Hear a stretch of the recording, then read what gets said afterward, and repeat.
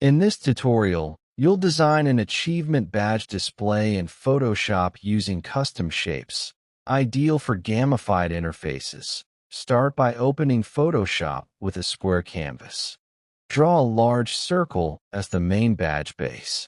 Layer smaller circles and geometric shapes inside for icon placeholders. Add a ribbon shape using the Custom Shape tool. Use the Type tool to add achievement titles below the badge.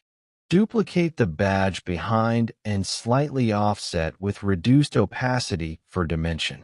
Add subtle shadow by duplicating the circle and lowering opacity. Zoom out and refine alignment. The badge display now looks interactive and visually appealing.